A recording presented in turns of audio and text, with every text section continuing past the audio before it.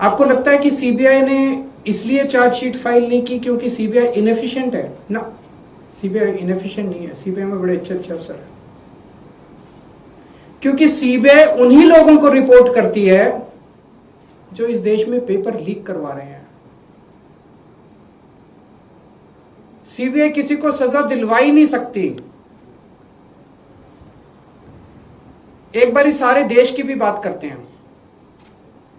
2014 से जब से मोदी सरकार आई है, टोटल हमारे देश में 93 पेपर लीक हुए हैं, 93, और इनमें अधिकतर paper double engine triple engine की बीजेपी की एनडीए की सरकारों में लीक हुए हैं। लगभग 6 करोड़ युवाओं का भविष्य इन 93 पेपरों में बंद था। 6 करोड़ लोगों का भविष्य बर्बाद हो गया इन 93 पेपर जो लीक हुए। इनमें मोस्टली पेपर लीक हुए राजस्थान में, उत्तर प्रदेश में, उत्तराखंड में और गुजरात में। इन 4 राज्यों में सबसे ज्यादा पेपर लीक हुए। इन चारों राज्यों में बीजेपी की सरकार है। तो ये इत्तेफाक नहीं है कि इन चारों राज्यों में बीजेपी की सरकार है, केंद्र में बीजेपी की सरकार है, नीट का पेपर लीक हो गया। और अभी पिछले 1-2 दिन से खबरें आई हैं, जो नीट का पेपर लीक हुआ है इसका एपिसेंटर भी राजस्थान है, और इनमें जो 2-4 लोगों के ऊपर सुई गई है वो भी बीजेपी के नेता दिखाई देते हैं। तो इससे शक तो पैदा होता है कि क्या इन सारे पेपर लीक में इनके नेता शामिल हैं, या इनकी पार्टियों का या सरकारों का संरक्षण है, या सीधे सीधे इनके नेता ही पेपर लीक करवा रहे हैं, उन्हीं का धंधा है। और अगर ऐसा है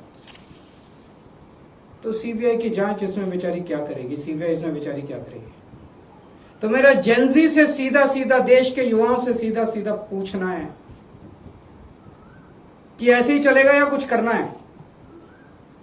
ऐसे ही हर साल आप देखो, 2017 में पेपर लीक हुए, उसके 4 साल बाद 2021 में हुए, उसके 3 साल बाद 2024 में हुए, उसके 2 साल बाद 2026 में हुए, अब उसके 1 साल बाद 2027 में होंगे, और हर साल पेपर लीक होंगे अगर आपने कुछ नहीं किया तो। अगर नेपाल का और बांग्लादेश का जेनजी सड़कों पे उतर के अपने देश की सरकारों को बदल सकता है, तो हमारे देश का जेनजी पेपर लीक करने वाले मंत्रियों को जेल नहीं भेज सकता? भेज सकता है। मुझे अपने देश के जेनजी पे पूरा भरोसा है। ये देश आपका है। इस देश के नेताओं को इस देश में कोई इंटरेस्ट नहीं है। इस देश के नेताओं के बच्चे विदेशों में पढ़ते हैं।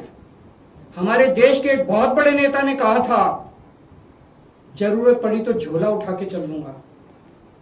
मैं और आप तो झोला उठा के नहीं जाएंगे ना। हमारे बीवी बच्चे तो इसी देश में रहते हैं।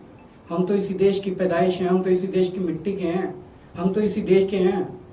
हमें तो इसी देश में रहना है, तो बचाना तो इस देश को हमें और आपको ही पड़ेगा। और अंत में एक बात मैं उन लोगों को कहना चाहता हूं जो लोग कहते हैं कि सिस्टम फेल हो गया, सिस्टम फेल हो गया, सिस्टम फेल हो गया।